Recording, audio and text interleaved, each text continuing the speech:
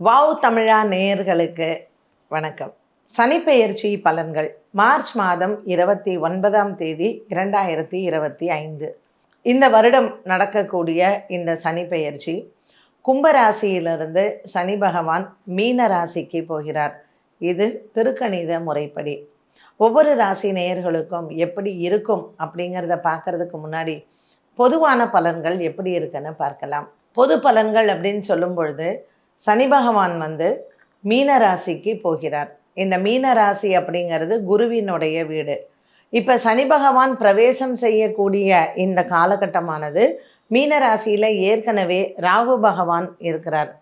சுக்கிரன் புதன் ராகு இருக்கக்கூடிய இந்த கிரக கூட்டு கிரகங்களில் இப்போ நமக்கு சனி பகவானும் போகும் பொழுது 4 கிரக சேர்க்கை மீன ராசியில் வருது. ஒரு சில வருடங்கள் இந்த சனிப்பெயர்ச்சியில் இந்த மாதிரி நடைபெறக்கூடும். இப்படிப்பட்ட ஒரு கிரக அமைப்பில் இப்படிப்பட்ட ஒரு கிரகங்கள் சேர்ந்து இருக்கும் பொழுது இந்த கிரக சேர்க்கைகளில் இது நாட்டுக்கு நல்லதா அப்படின்னு பார்த்தீங்கன்னா கொஞ்சம் இந்த கிரக சேர்க்கைகள் பொதுவாக ஒரு உலக அளவில் பார்க்கும் பொழுது பிரகத் ஜாதகம்னு சொல்லும் பொழுது உலக அளவில் அது அவ்வளவு நல்ல ஒரு சேர்க்கை கிடையாது. இந்த தமிழ் வருட பிறப்பு பலனில் நம்ம மற்ற விஷயங்களை பற்றி பேசலாம். இந்த சனி பெயர்ச்சி ஒவ்வொரு ராசிகளுக்கும் எப்படி இருக்குது அப்படிங்கிறத தெரிஞ்சுக்கலாம்.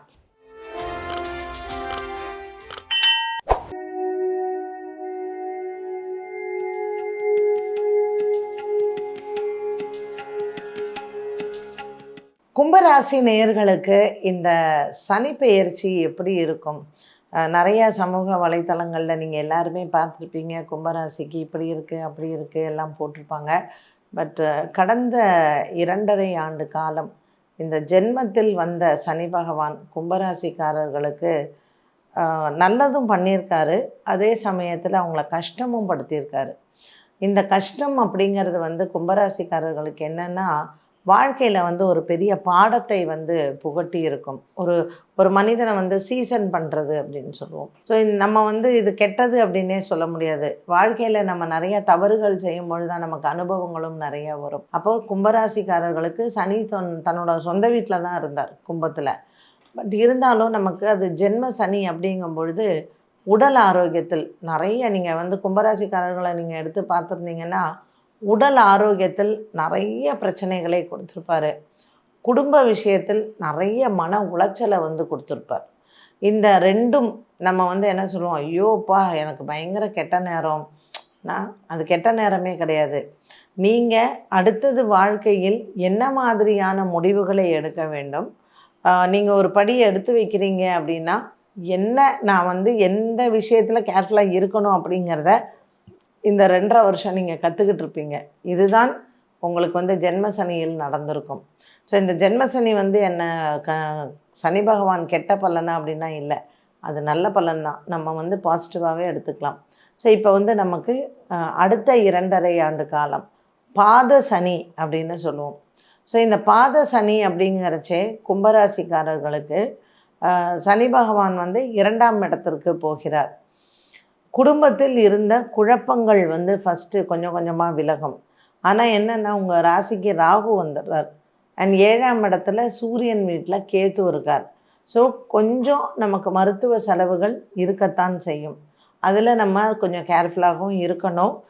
என்ன மாதிரியான ஒரு வயதானவர்கள் அப்படிங்கும்பொழுது கொஞ்சம் அலட்சியம் இல்லாமல் இருக்கணும். ஐயோ நான் கொஞ்சம் கேர்லெஸ்ஸாக இருந்துட்டேன், நான் ஒரு வேளை சரியாக இருந்திருந்தேன்னா அவங்கள காப்பாற்றிருக்கலாமோ, இந்த மாதிரியான பேச்செல்லாம் நம்ம சொல்லுவோம் இல்லையா?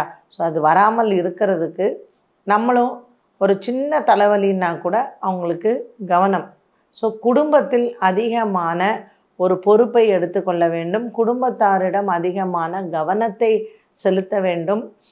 குடும்பத்தில் யாருக்கு ஏதாவது சின்ன ஆரோக்கிய கோளாறுனாலும் அதற்கான இதை நம்ம பார்த்துக்கணும். இப்போ வெளிநாட்டில் இருக்காங்க, நம்ம சும்மா ஃபோனில் தான் பேசுகிறோம், அவங்க ஒழுங்காக சாப்பிட்டாங்களா, ஒழுங்காக தூங்குனாங்களா, எப்படி இருக்காங்க அப்படின்னு நம்ம தெரியாமையே இருக்கோம் இல்லைங்களா? அதில் நம்ம கூடவே போய் நம்மளுடைய வேலைகளை விட்டுட்டு கூட, நீங்கள் வேலைக்கு போகிறீங்களா, லாஸ் ஆஃப் பே போடுங்க, போய் உங்கள் பிள்ளைங்களோடையோ இல்லை கணவரோடையோ மனைவியோடையோ அது என்ன உறவோ அவங்களோட போய் இருந்து அவங்களுக்கு என்ன தேவைகள் அப்படிங்கிறத பார்த்துட்டு வந்தீங்க அப்படின்னு சொன்னால் கொஞ்சம் நமக்கு ஒரு மன ஆறுதல் கண்டிப்பாக கிடைக்கும். அண்ட் இந்த ஜென்ம சனி முடியறது, பாத சனியில் வந்து வேறு விதமான பிரச்சனைகள் எல்லாம் எனக்கு வருமா அப்படின்னா, குரு பகவான் வந்து இப்போ 4ஆம் இடத்துல இருந்து 5ஆம் இடத்துக்கு போகிறார். அதனால் திருமணம், பிள்ளைகளுக்கு திருமணம் செய்யக்கூடிய யோகத்தை நிச்சயமாக உங்களுக்கு கொடுக்க போகிறார். நமக்கு இந்த சனி பெயர்ச்சினால் கும்பராசிக்காரர்களுக்கு பயமே தேவையில்லை. பட் நீங்கள் ஒரு காதல் வாழ்க்கையில் இருக்கீங்க, திருமணம் ஃபிக்ஸ் பண்ணுறீங்க, நான் லவ் லைஃப்லேருந்து அடுத்த ஸ்டேஜ் ஒரு மேரேஜை பற்றி யோசிக்கிறேன் அப்படின்னா, உங்கள் தனிப்பட்ட ஜாதகத்தை பார்த்துட்டு முடிவெடுக்கிறது நல்லது.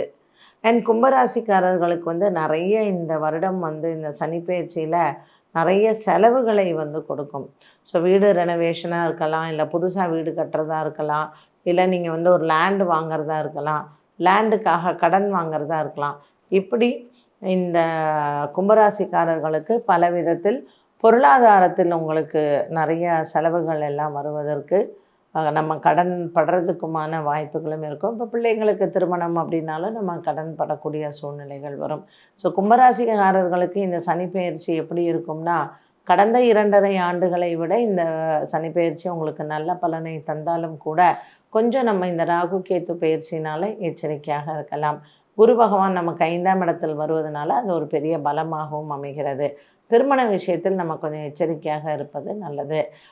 டைவர்ஸ் கேஸ்லாம் போயிட்டுருக்கு, இன்னும் முடியாமல் இருக்குது அப்படிங்கிறவங்களுக்கு விரைவில் அதற்கான ஒரு நல்ல பலனும் உங்களுக்கு வந்து சேரும். காலகட்டத்தில் இந்த கும்பராசிக்காரர்களுக்கு வந்து பள்ளி பருவத்தில் இருக்கக்கூடிய மாணவ மாணவிகள், இவங்களுக்கு வந்து கொஞ்சம் படிப்பில் சோம்பேறித்தனம் வரலாம்.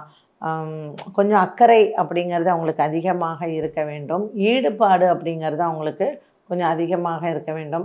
ஸோ இந்த சோம்பேறித்தனம் இல்லாமல் இருக்கிறதுக்கும் படிப்பில் நல்ல ஆர்வம் வருவதற்கும் வியாழக்கிழமை ஹயக்ரீவ வழிபாடு சிறந்தது. அதே மாதிரி வியாழக்கிழமைகளில் பைரவருக்கும் தீபம் ஏற்றுவது அப்படிங்கிறது ரொம்ப முக்கியமானது.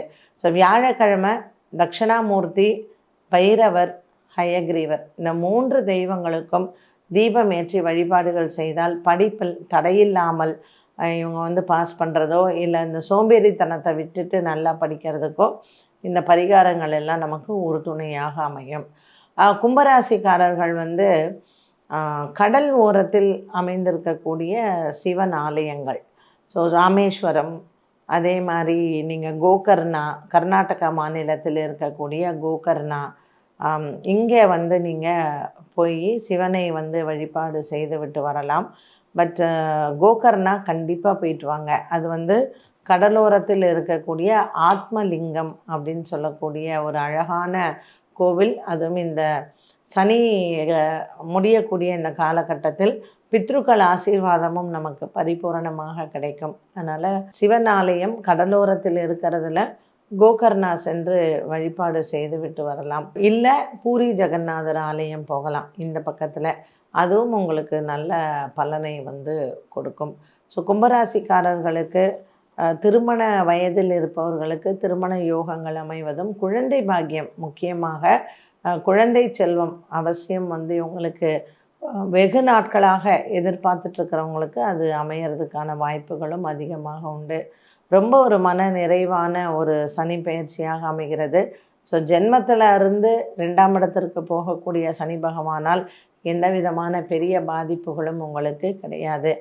சின்ன சின்ன பரிகாரங்கள் என்ன செய்யலாம் அப்படின்னா, தினமும் காலையில் காகத்திற்கு அன்னமிடுவது, ஸோ காக்காக்கு சாதம் வைக்கிறது, சனிக்கிழமையில் வந்து தயிர் சாதம் அன்னதானம் பண்ணுறது ரொம்ப நல்லது. பெருமாள் கோயிலில் இருக்கக்கூடிய கருடனுக்கு தீபம் ஏற்றி வழிபாடு செய்கிறது ரொம்ப சிறப்பாக வந்து உங்களுக்கு அமையும். எந்த விதமான ஒரு குறையும் இந்த கும்பராசிக்காரர்களுக்கு இந்த சனி பெயர்ச்சியில் பெரிதளவுக்கு இல்லை. இறை நம்பிக்கை, உங்களுடைய குலதெய்வத்தை அனுதினமும் நீங்கள் வந்து வழிபாடு செய்கிறது இந்த கிரக பெயர்ச்சியில் உங்களுக்கு நல்ல மாற்றத்தை தரும்.